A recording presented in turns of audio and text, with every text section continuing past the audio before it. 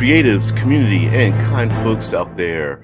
Welcome to RPG with DBJ. I am your host, DBJ, and welcome to the channel. For those who do not know, this is your very first time, which would be kind of odd. This is a long form podcasty simulcast show. Yes, we take a subject and we talk about that subject all week long, and we subdivide it into our theme into different categories. And today is Monster Monday. Now, today's theme is, and this week's entire theme will be science fantasy, and so we will be taking a little bit of a dive into history and talking about how we can fit this into our tabletop RPG games. Now, also, this show is simulcast on 3 social platforms, over on Twitch, YouTube, and our own Discord server.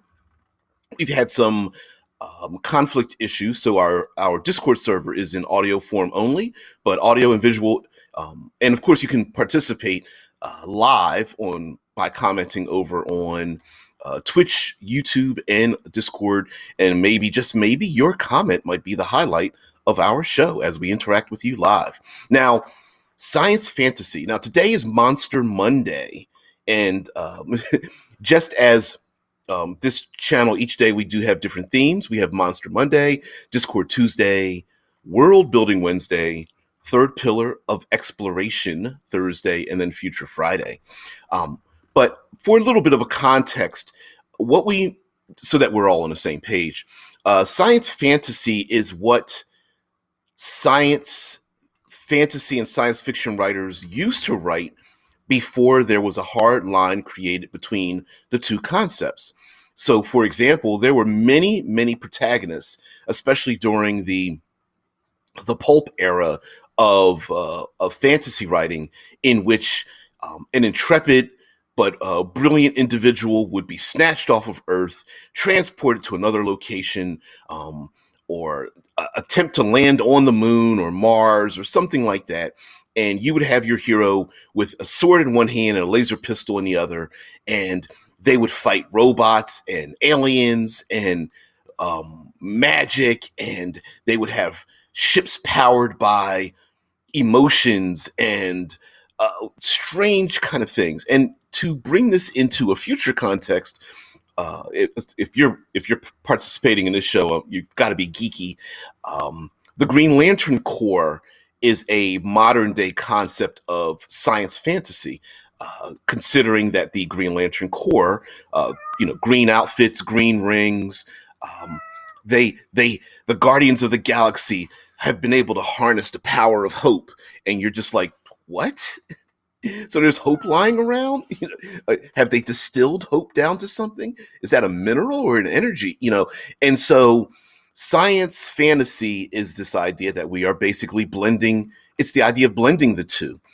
Even in some of our hard science fiction context, games such as the role-playing games such as Eclipse Phase even has fantasy elements in it. Some of them are depicted as alien technology, which is so far advanced that it's like magic to humanity, or a little bit more something available to the player characters is the power of psychic powers, right? In science fiction, a lot of times we just presume that, the next step in evolution or technology or what have you will be psychic powers, telepathy, telekinesis, ESP,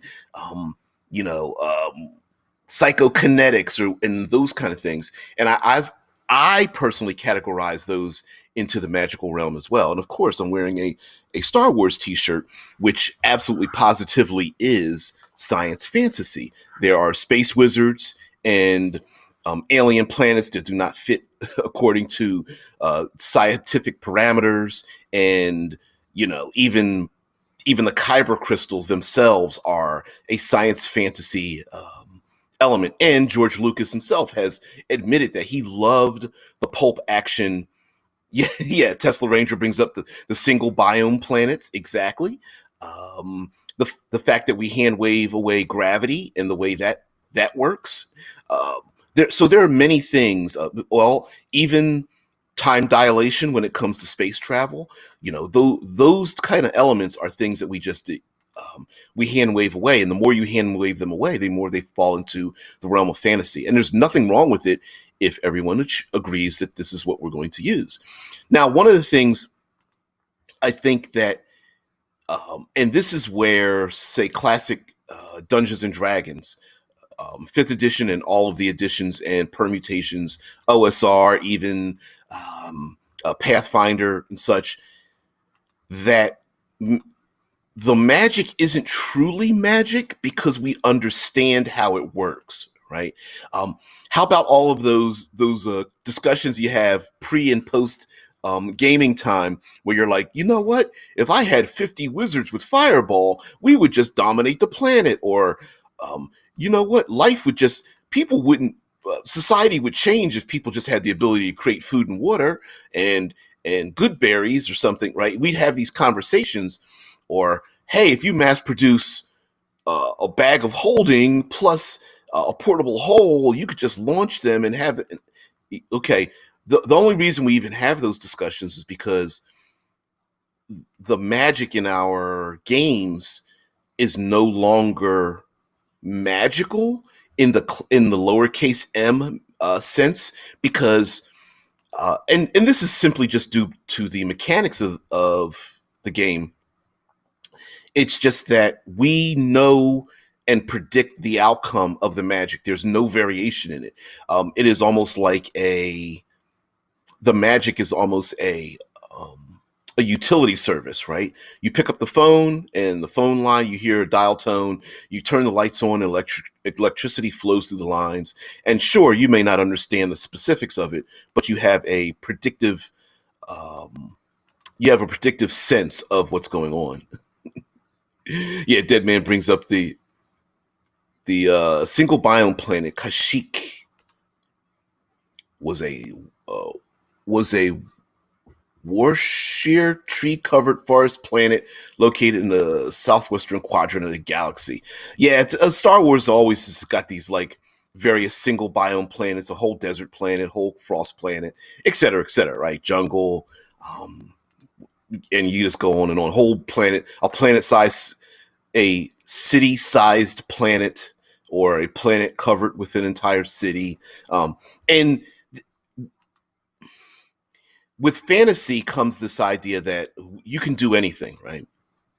And the science part of the fantasy is that, sure, this doesn't make sense in any kind of physics or history or science or anything, but we expect the same, a predictable outcome from said thing. A lot of times this happens with small personal devices, or a device that is used in the world. For example, a being kind of making fun, but a machine powered by hate, right? Sure, you can't really measure hate, but we all know that the machine is, well, powered by hate.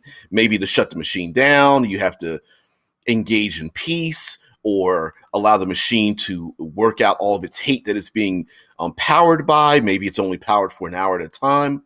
Yeah. Omen says blood for the blood god. Well, um, rampaging cults, and different kinds of the idea of different parallel sentient species growing up in the same world is another idea. Much like in Dungeons and Dragons, you have elves and dwarves that are existent in the world. In science fantasy, we often have multiple sentient species of various types living in and amongst each other, and possibly even developing parallel cultures on the same planet as well. uh, hey, thanks, Omen. Omen's there to uh, fist in the air with a stick and a skull on the top of his, screaming, "Skulls for the Skull Throne, blood for the Blood God."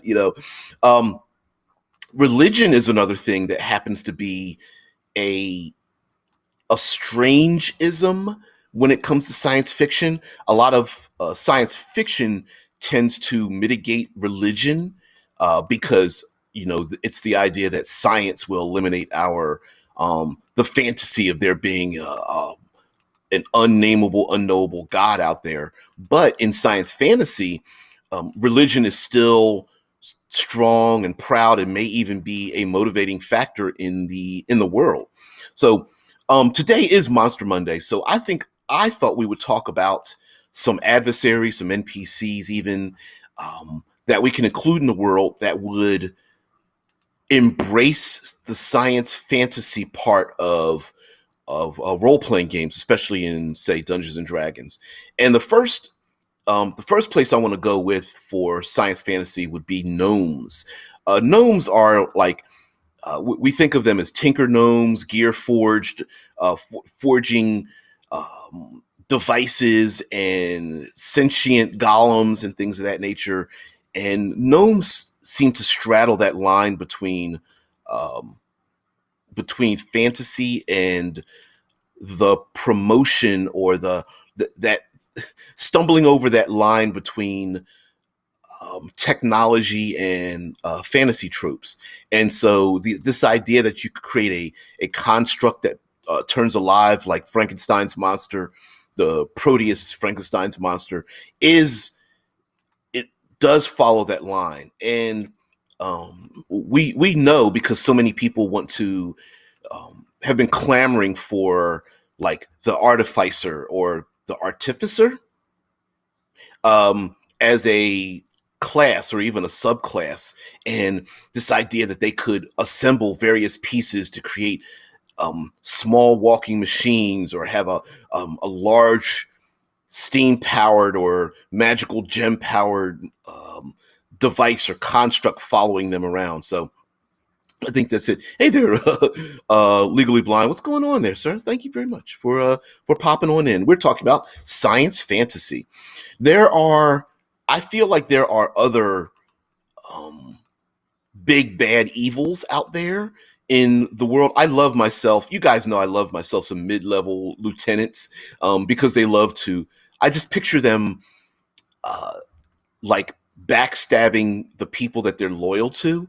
But anyway, I love myself some mid-level baddies, whether they're like Nagas or like plain old wizards or cults or vampire lords or mummy lords or things like that. But a lot of those mid levels, like Rakshasa and so on, a lot of their plots could involve lots of what we would consider technology, something that they know how it works, and the PCs get involved in stopping it. Like whether it is a machine that controls the weather and it's powered by um, powerful gemstones, and the gemstones are the harvested souls of the dead or something, right?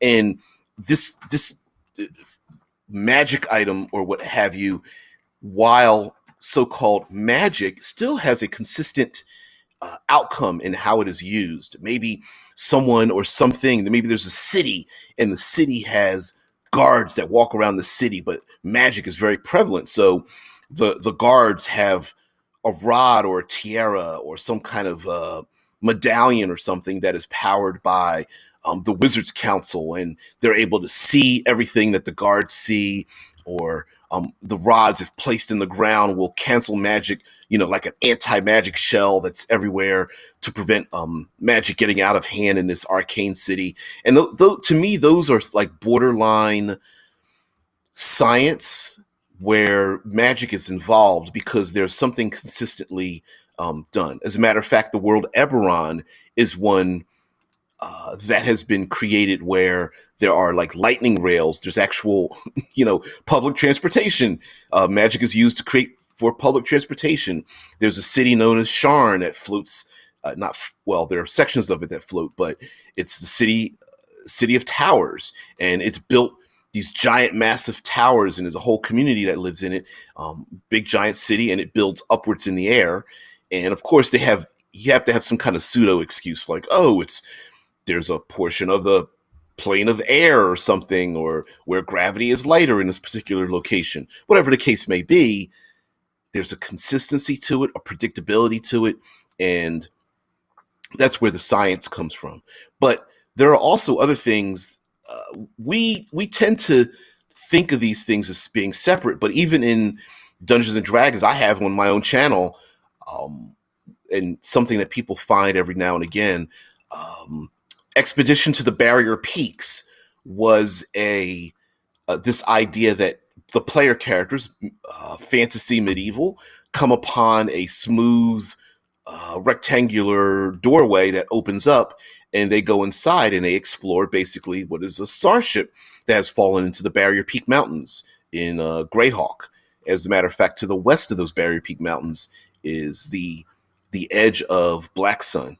If you guys or Aethys, if you guys didn't know, yeah, there it is. There it is. Dead Man, the Blood God. City, well, anyways, the city of Sharn is the most populous city in all of Corvair and arguably all of Eberron.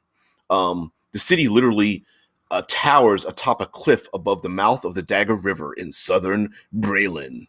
Yeah, and I used to have the. Oh, you just reminded me that someone I know has my book of about Sharn from first edition Pathfinder. But yeah, there's this idea of like towering cities. Heck, even the classic images in science, excuse me, classic images in fantasy of floating cities and castles built upon them, and airships are another part of technology that we, even the hardcore people that don't want handles don't want handles on wands making them into firearms, um, would still accept the fact that there are airships and floating islands, right?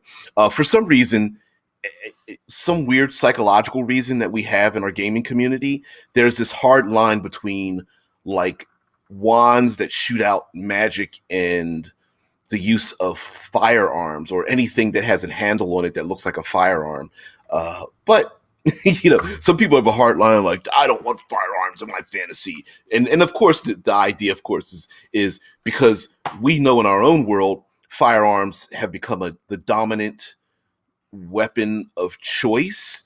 And so we automatically extrapolate out, well, if you put firearms in the fantasy, magic will go away. There will be no reason.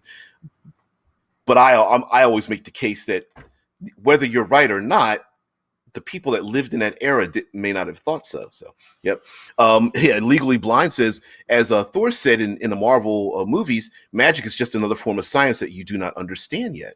Exactly. So, science and fantasy have always combined together. And I think we, in our age of science, sometimes think of science as being the only answer, and having some unconscious form of domination in it. But I feel like with a little bit of, if you're really someone who wanted to have that age of pulp action where the hero is both laser gun in one hand and a magic sword in the other, fighting wizards and robots, I think just a little bit of a recontextualization is all that's needed, right? I mean, there's nothing stopping anyone from reskinning, say, a crossbow and just calling it a laser pistol, right?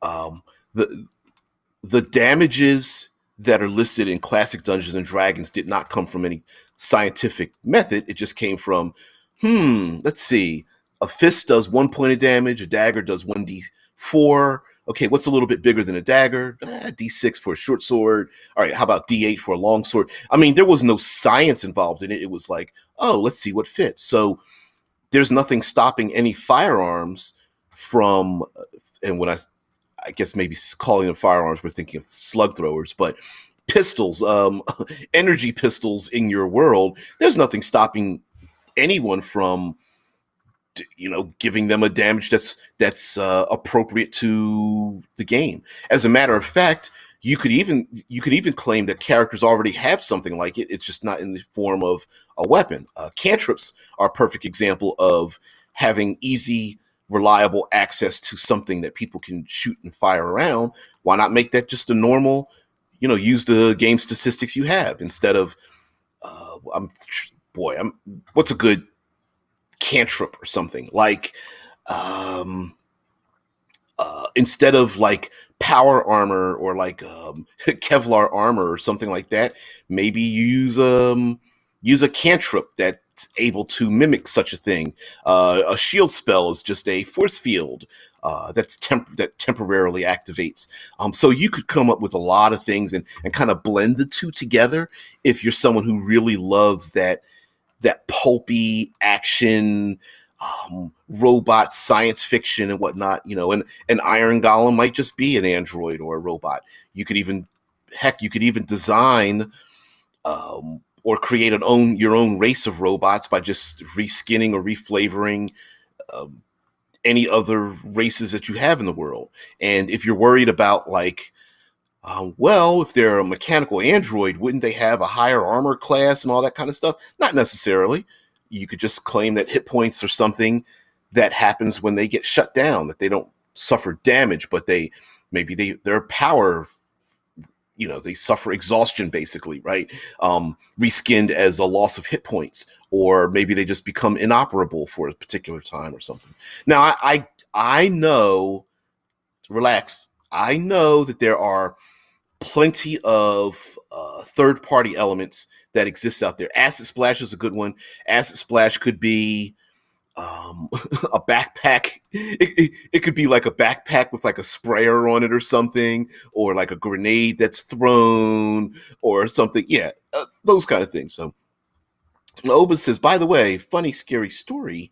The reason I brought up cyber demons, which was a comment about cyber demons, because I remember a student teacher telling me he had a nightmare where he was being pursued by a demonically possessed World War One tank. Ooh, I like those kind of stories. Which, again, heck, a dragon turtle could be reskinned as a tank, really, if you think about it, or some kind of machine or monstrosity belching out steam or something. Oh, hey, Vince, what's going on there? I don't have to work today. Had the weekend. Wow. Oh, all right. Well, congratulations there, sir. Sometimes we all deserve a little time off. If I remember what kind of work you've done, you probably need some need some uh, uh, psychological freedom before going back into your work again. But with science, I think some of the enemies as well with science fantasy, um, you could also very easily come up with an idea of like clone tanks. Like you could snatch things from science and throw them into the fantasy, like clone tanks. Of course, we talked about robots. A a somewhat mechanical system that is able to record information is another thing.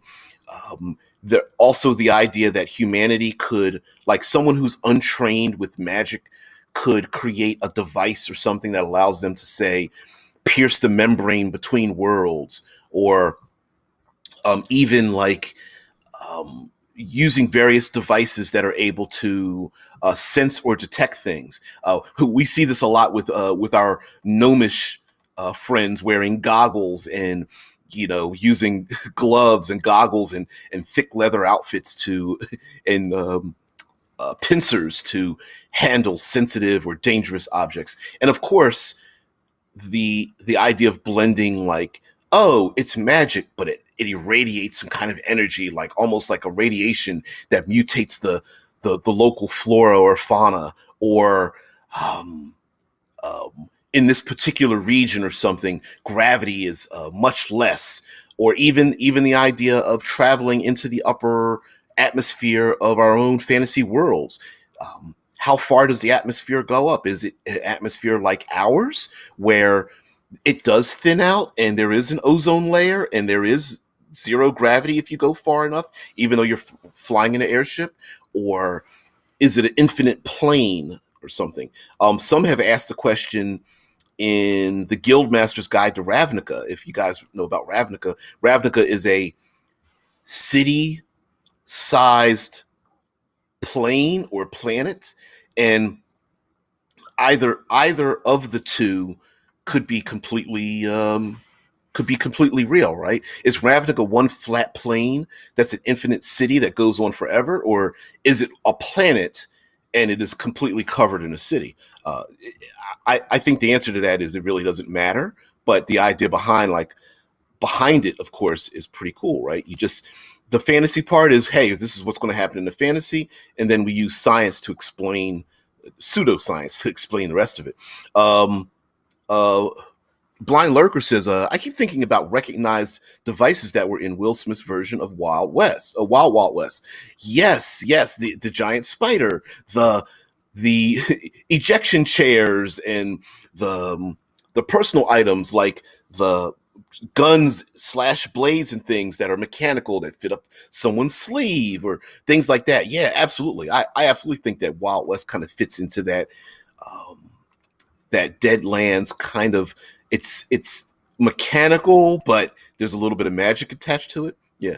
Uh, Blind Lurker says it might be Wild West, but the same thing could be done for fantasy since you're taking things out of their usual genre. Absolutely, and it's you, there's nothing wrong with having a toolbox, even though there are people who are are hard set against safe. Like I brought up, firearms in fantasy. You don't have to have firearms in fantasy, and you could still have the the technological devices that are existent. As a matter of fact, how many times have we seen fantasy worlds with a lost age and the a grand age that's been lost through time, but the PCs uncover something, and the uncovering of those devices might be large mechanical constructs or so-called devices that work harnessing the power of the weave or something like that. Yeah, Dead Man says, or it could be worse, talking about cyber demons. Um, Maximum Overdrive, written by Stephen King, had possessed diesel vehicles. I remember an old horror movie, which was a car that was, I think it was called The Car, that was possessed by some kind of demon or something like that. Yep. Vince says, yes, science fantasy. It's such a huge trend nowadays. Numenera, yep.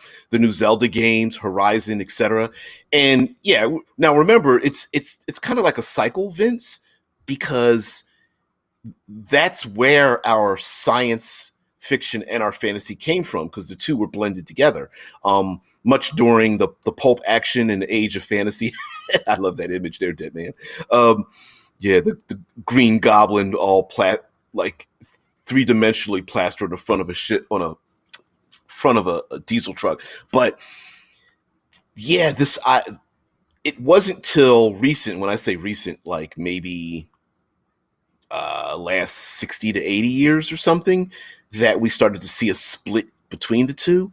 But it was also the idea that there were things that we didn't know, and the writers at that time that were writing fantasy were thinking of our discoveries with a fantastical mind, right? Like when astronomers found canals on Mars, we imagined, oh, well, they were man-made canals, right? I mean, apparently there must have been water, so there must have been people living there, and so our minds go crazy with that.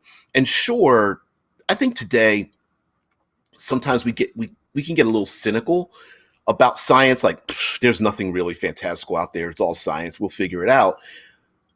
But I love the idea of the fantasy of it, that you know even in our own science fiction today, we think of alien cultures that are so advanced that we don't understand what they can do, like movies like Event Horizon or Sphere, with an alien artifact that brings your subconscious mind into the physical world without an explanation as to how. So yeah. Vince says, I love this kind of genre. It's just so much more inspirational than regular fantasy for me. I just love diving into possible future tech you could use in a game. I have a huge list of potential stuff to use. Oh, Vince, I know. I You have extremely long list. You're a listophile like I am. I love the thing. Yeah, Legally Blind Lurker says the whole setting of Numenera is based on a lot of tech, on a lost technological age. As a matter of fact, don't they even explain in Numenera that there's like and I don't remember the name of it. It's like a dust or a soot in the world that is literally like a lost nanotech, and it's just it's their explanation for. Thanks, Vince. Uh, it's like lost technology that has been pulverized into basically dust, and that's how air quotes magic is done through somewhat nanotechnology and such. So yeah, um, very easy to do these kind of things, and um, I feel like, you know, how easy would it be to explain, say, for example, like a player character options? That player character options are nothing more than implants or something like you know a cyber limb is nothing but someone using their magic or their power to achieve some kind of greater effect or abilities. We've seen this in I'm going to bring up some old 80s cartoons that lasted for a very short time, one after another.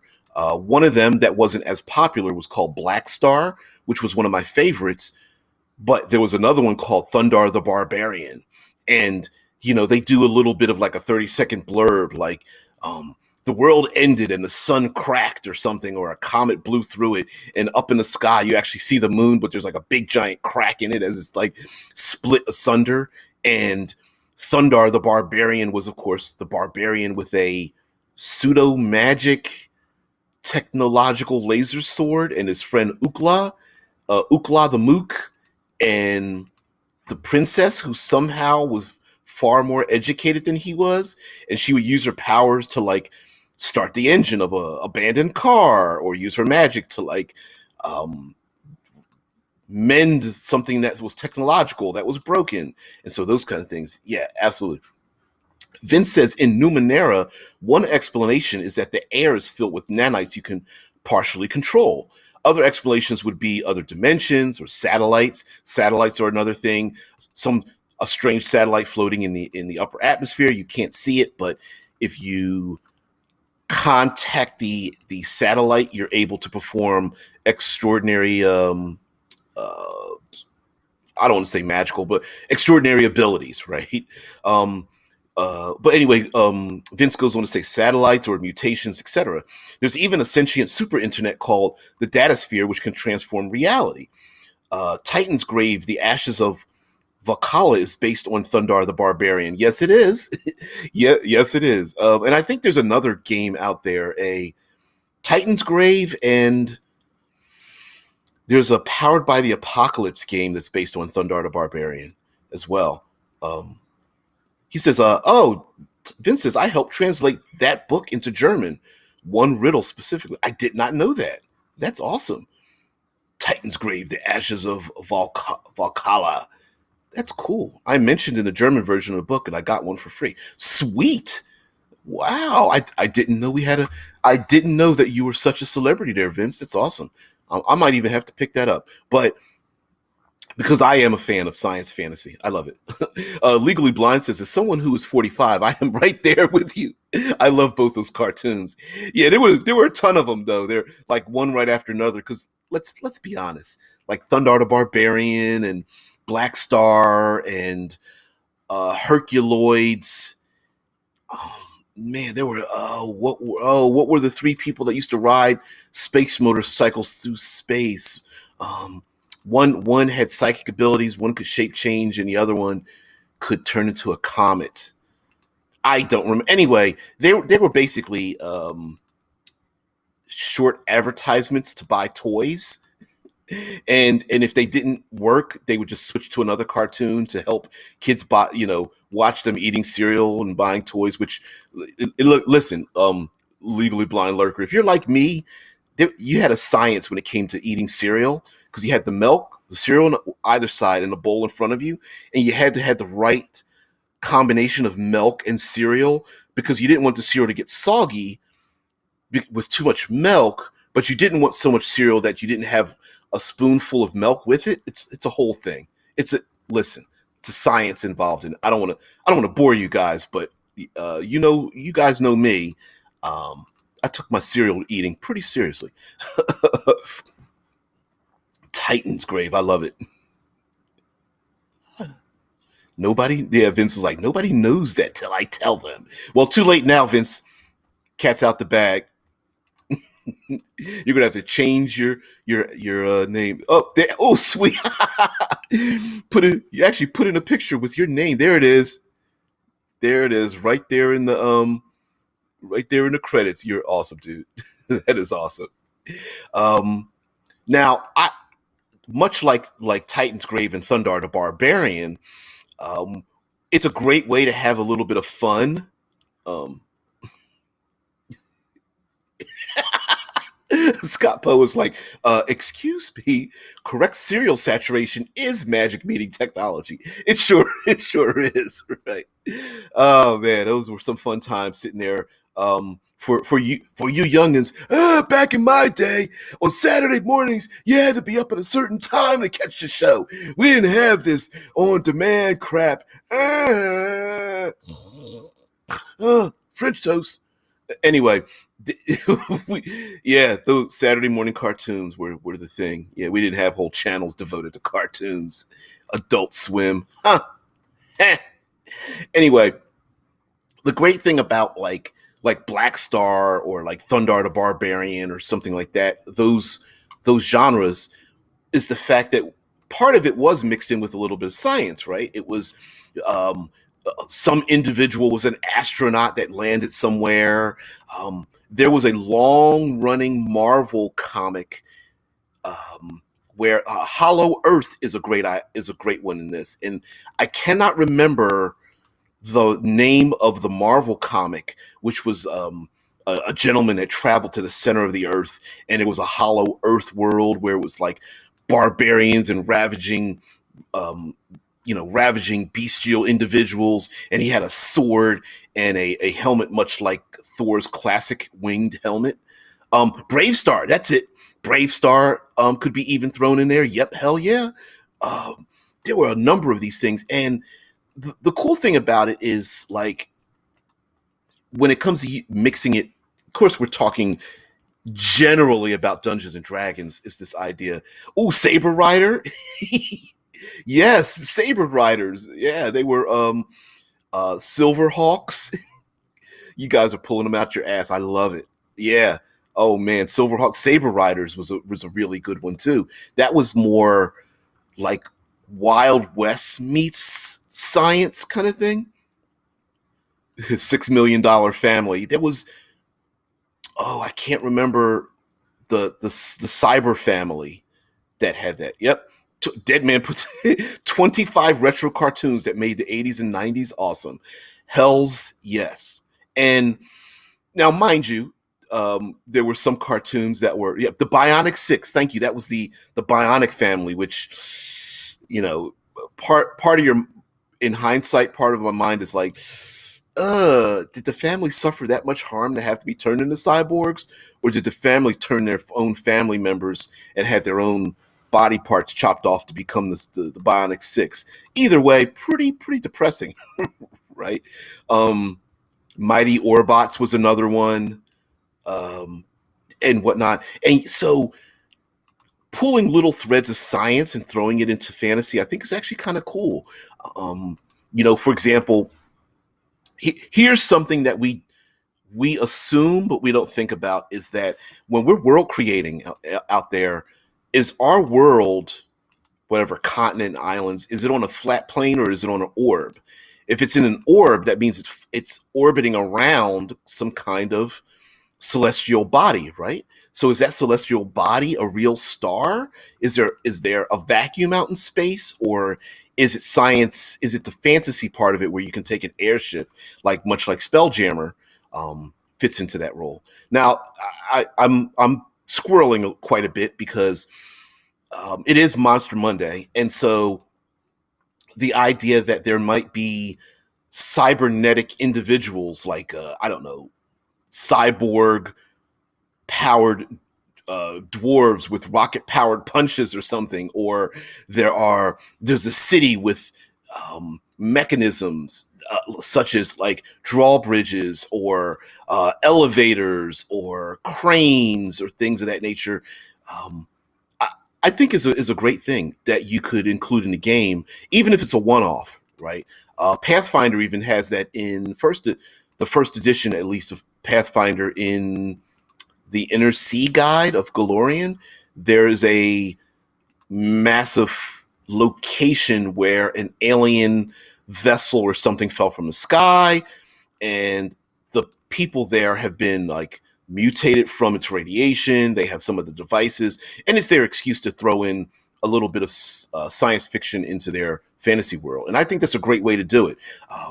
Heck, even the idea of the Lovecraftian horrors themselves, mind flayers, et cetera, have had this idea that they come from, instead of coming from the deep sea, they've come from some far off realm. The far realms, they're called.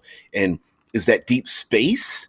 Is that another dimension? How did they get here? Did they come here in like nautiloid styled vehicles? Do they bring with them some forms of strange technology that we don't understand? Um, all those kind of things. Tesla Ranger says Bionic One, the dad, volunteered to be a test subject and was already Borged. The rest of the family was caught in an avalanche and were Borged to save their lives. I didn't remember the origin. See, so that means that dad and maybe the organization he worked for or whatnot, to save their lives, turned them into cyborgs. Which, hell, what a great origin for player characters, right? Especially if you recontextualize things like, oh, I'm not just a barbarian, but I have a implant that increases my adrenaline, that makes me tougher and faster, and I can shrug off harm even though I've got impaled by 16 arrows. I can still move on or something. Or a wizard that has a cybernetic limb or something, and their magic comes out of their cybernetic limb. Like, it's not an acid spray, it's just acid shooting out of the palm of my hand and whatnot. Yep. Yeah, Deadman says the Power Ranger series was full of science fantasy. Yes, as a matter of fact, yeah, I didn't even, should have been the first thing I said, right? Yeah, the Power Rangers fits perfectly into that. Like, I don't know, pseudo magical crystals that allow them to change into martial arts superheroes. I mean, yeah, whatever. Vince says there's a new Power Rangers RPG. Vince also says the interesting thing is how often they mix other genres with science, like Western or even Renaissance. The Renaissance period, Victorian styled period, is very much embraces this idea of like clockwork, steampunk, fantasy and science mixed together is a perfect example of that, where the phlogiston or the phlogiston is actually an energy or a material you can flow through, or a device, a mechanical device that you could place on your head that gives you psychic powers or something. Heck, even in Wild Wild West that Legally Blind brought up, there was a device that used a severed head to cast light through the eyes of the person that died, who had the severed head, so you could see the last image that they saw before they died, right? That's it's like, that doesn't work, but in our own headcanon, maybe it does. Yeah. Vince says, I had a campaign based on the Wandering God, which was a robot that saved life forms by replacing their lost body parts with cybernetics at random, giving them random powers. I love that. Yeah.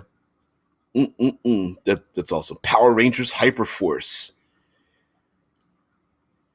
Stylized as Hyperforce is an interactive live stream tabletop role-playing game web series from Saban Brands and Hyper RPG.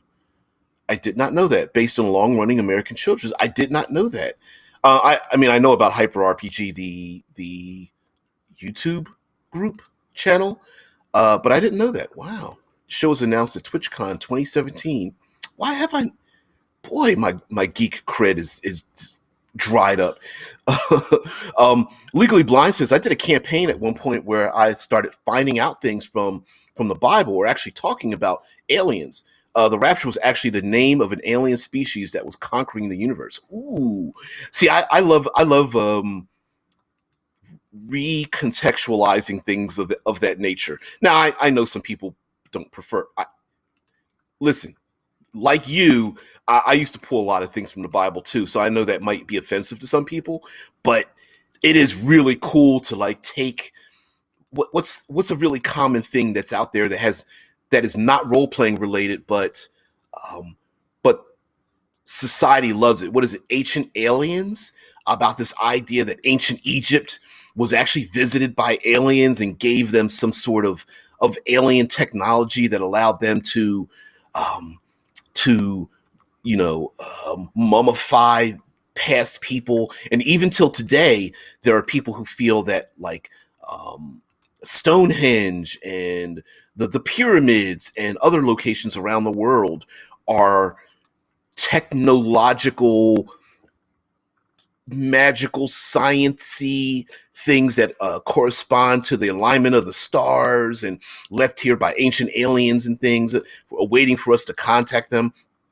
So we could absolutely positively have, and maybe there's a monster race or an alien race on your fantasy world, and they came from the stars.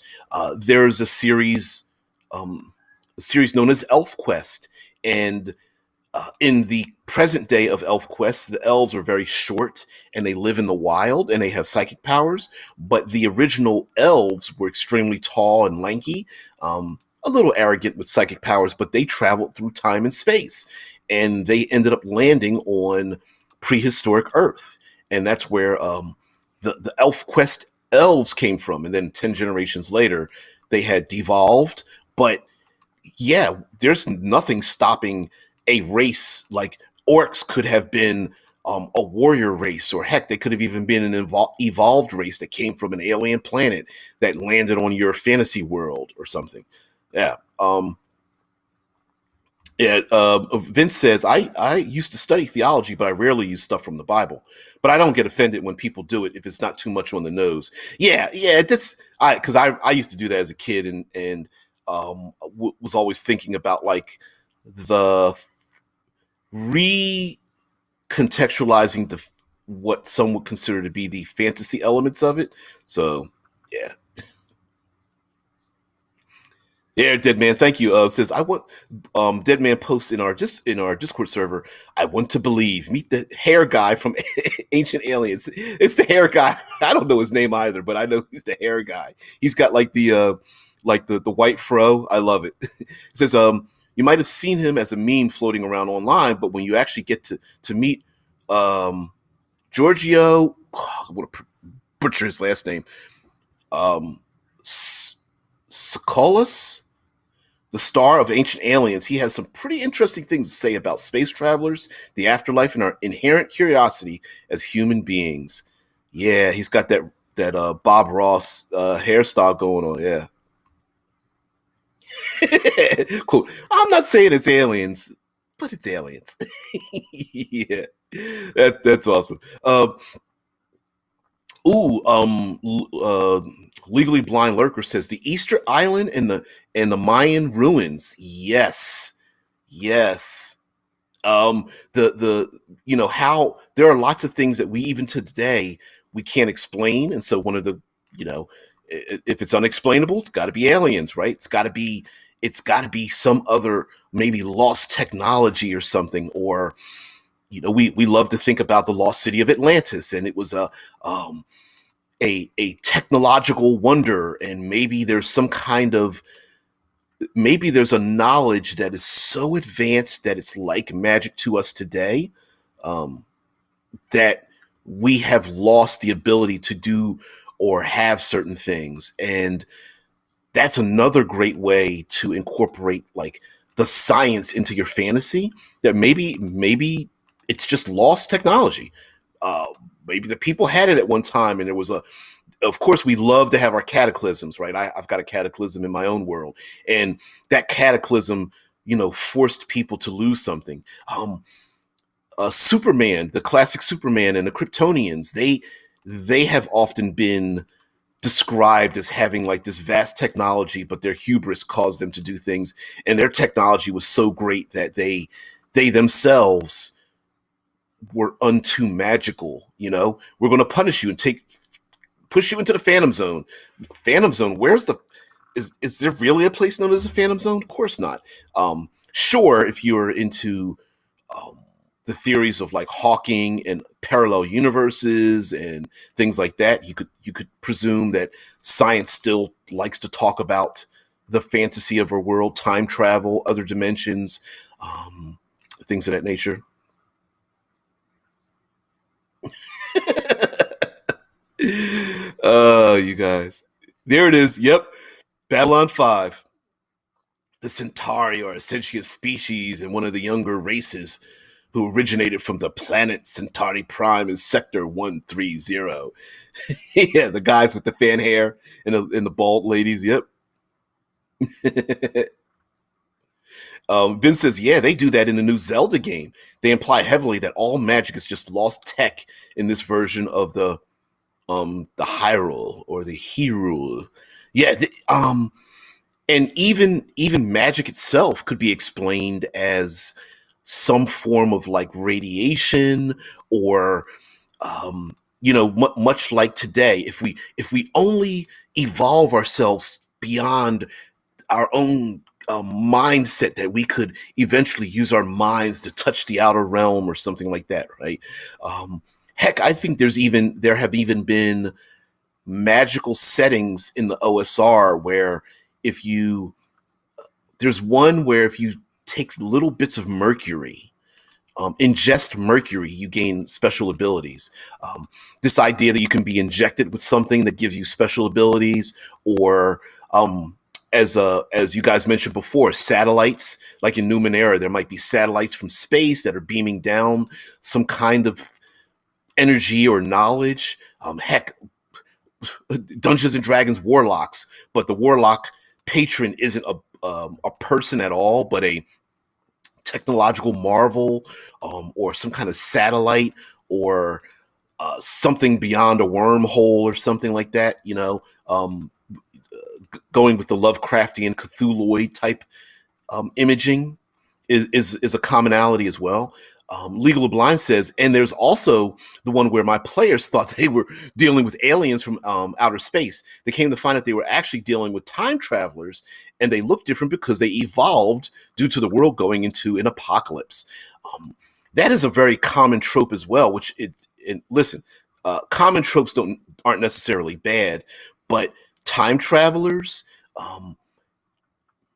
meeting ourselves as a pre or post evolved race is another tropish thing where, well, there was a television show called The 4400 where people were being abducted by aliens. And when they were returned, all these 4,400 people were returned to Earth in one location. I think it was Seattle. They all had like some kind of psychic power.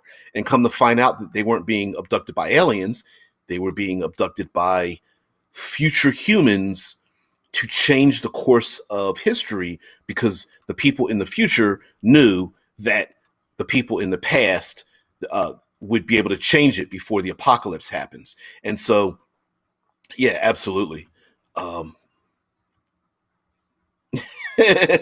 Vince like, yeah, just beam down a super suit and fight evil. Wait, there's an '80s cartoon for that too. Forgot the name. Although the Greatest American Hero kind of fits into that one. the the the action comedy Greatest American Hero.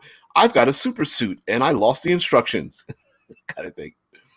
Deadman says, Dark Eldar, also known as Drakari, that made combat drugs that work like steroids on steroids for Warhammer 40k. That work like steroids on steroids. That's awesome too. And heck, who's to say that, like in Dungeons and Dragons, right? You have Dungeons and Dragons, you have long rests, short rests. Maybe there aren't any spell books. Maybe those aren't spell books. Maybe those are injections you have to take, or modifications you have to make to your cybernetics, or heck, you've got the beamed down super suit, and the beamed down super suit is what gives you your abilities and whatnot. Yeah, I could see that very much being a thing. You know, um, maybe the orc or half orc abilities aren't that, but you've recontextualized them as, well, I'm a normal human, but when I activate the glands in my body, I get tougher skin and become, I activate the bestial side of me, and I grow a foot and a half taller, and I get, I don't know, 50 stone heavier or something like that, and gain massive muscle, and that's how I'm able to travel around and whatnot. Yeah, I think you could have a lot of fun with it. And we're going to talk about this, of course, all week long as we talk about science fantasy and some of the really cool things we've seen or can pull into our role playing games. Even if it's just a one off, those mind flayers that came from a distant world because they visited here in a starship don't necessarily have to change the course of history in your fantasy world. But you might go, you know what? Let me change this up a little bit. Heck, you could even drop some of those sci-fi weapons. There's some listed in the Dungeon Master's Guide for 5th edition. You could even drop some of those, sprinkle them around, and of course they wouldn't change the course of the world, because if that laser pistol only has 8 shots, once it's done, it's done. No big deal. That force field projector, which has 12 uses for the fighter as a force shield, as he carries it on his wrist. 12 uses, done, whatever. Or maybe you just give it as a boon, right? Or a magic item or something, you know. Yeah, Vince says in Numenera, there's the 9th world, and all 8 prior worlds have evolved beyond imagination and got destroyed afterwards. It plays 1 billion years into the future. Called the Centurions. They beam down modules for their suits. You have to recharge your batteries. Yep. The Centurions. I forgot about that thing. Dead Man, welcome to the Centurions Wiki. The Centurions Wiki is an encyclopedia of the toys and hopefully more from the 1986 animated series Centurions. I forgot that they were called the Centurions. It's a pretty good series too. I think I was mixing them with Silverhawks in my head though. Their uniforms, actually cybernetic exoframes, had a number of hard points on the surface to which the various parts of their weapon systems would attach after having been beamed in from the orbiting space station Skyvault. Well, see, there's a great way to explain, like, my wizard isn't a wizard, but I have things beamed down to me that I use for my effects, right? Hey, I need a mind control device. Something beams down, and now I have the device in my palm or around my head or something, Power extreme. I forgot about that. Yep. So, yeah, a warlock patron could be a mechanical cybernetic AI or something that beams things to the person to allow them to have the thing that they do, whether it's, Dead Man says there's also the NES game Crystallis. That I have zero affiliation with. I have no idea what that is. But you can post a link in there as always. Blind Lurker says the cartoon that Vincent is thinking of, what is called, it's called Less Than 30 Gallons. 3 guys in exosuits, one specialized in error on. I'm not sure where. I don't understand, but that's all right. I think it was a I think it was a spelling error there, dude. I mean, whatever. You know what I'm talking about. Yeah, translation error. That's what I think it was. Yeah, sure was. Because there's some kind of weird notification on there. Anyway, guys, we've come to the we're powering down. We're coming to the end. We'll talk more about our favorite 80s and 90s serials probably. And we'll talk about more science fantasy and some of the really cool things we. Oh, voice text. Oh, okay. I'm very good. Cool. You're quite all right. Um, maybe you should swallow the Apple Jacks or the or the what was a really cool cereal. Um, um, I'm thinking of Captain Crunch, but it's not because I like the Crunch Berries. I didn't like never liked the peanut butter one. There was one that was made out of chocolate chip cookies. There was a number of them. All the monster cereals like Frankenberry, Lucky Charms was a good one. You always had to have the right the correct number of those little freeze dried marshmallows in it. Cookie Crisp. That's it, Tesla. Cookie Crisp. Yeah, Deadman's like Lucky Charms. Yeah, Lucky Charms. I always hated Lucky Charms when the marshmallows didn't fall to the bottom, because then you had half a bag of cereal, and you're like, I'm not eating wheat flavored charms without marshmallows in it. That's stupid. I'm a professional. But oh man, those are some great cereals. But anyway, yeah, we'll talk about those as well in the future. Get some of these young folk to maybe bring back the Saturday morning cartoons or something. Yeah, yeah. Who lets their kids eat cookies for breakfast? Yeah, our generation. Oh man, wow. Those are some. Yeah, we destroyed our teeth with those, man. Cookie Crisp and yeah, the sugar generation. Oh my god. Now I never put sugar in my cereal, but I knew some guys that would put extra sugar into the sugary cereals, and they were, oh my, I don't know how they did it. They put so much sugar, it was like a thick syrup on the bottom, and then they would drink it later afterwards. Like, that's crazy. Vin says we don't have most of the cereals here in Germany, mostly Kellogg's and their knockoffs. Yeah, yeah. As you get older, you realize that you could just buy the knockoffs. Although as a kid, you're kind of like proud that you had the name brand versions. Yeah, yeah. Vince like I did that sugar thing with cornflakes, dude. Dude, I did the same thing, especially with like with the adult cereals like Wheaties or any of the like the adult oats slash corn slash cereals. A lot of those were like, oh no, I ran out of my favorite. Here comes the sugar floating at the bottom. Oh man. Cornflakes tasted like cardboard otherwise. No doubt, dude. No doubt. Yep, Rice Krispies. Had to put sugar in Rice Krispies and cornflakes.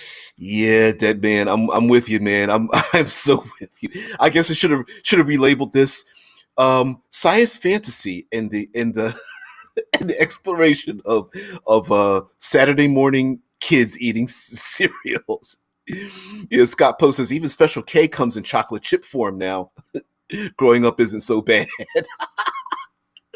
Oh yeah, yeah. Yes, yeah, and I know as us adults, sometimes we've advanced into having like fruit in our cereals, but that was later. That wasn't the '80s though. That not really.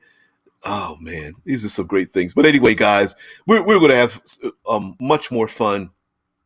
Um, much more fun later as we go on in the week with our science fantasy. But so, guys, thank you very much for joining me. Please spread the word on the channel. Please like, share, subscribe, follow, comment live. Like, you guys interact all the time. For some strange reason, it seems like some of you guys were a little surprised that the channel only has has less than 2,000 subscribers. So if you're someone who is like, that shouldn't stand, that must change, but you want to support the channel, just share the show, let somebody know about it. Hell, throw in a link to like an old playlist or something or whatnot, and just let them know this show is live Monday through Friday, each day 6 a.m. Eastern Standard Time. And everyone have a great day. I will see thee tomorrow for Discord Tuesday. Have a great one, you guys. Bye. Thank you for watching.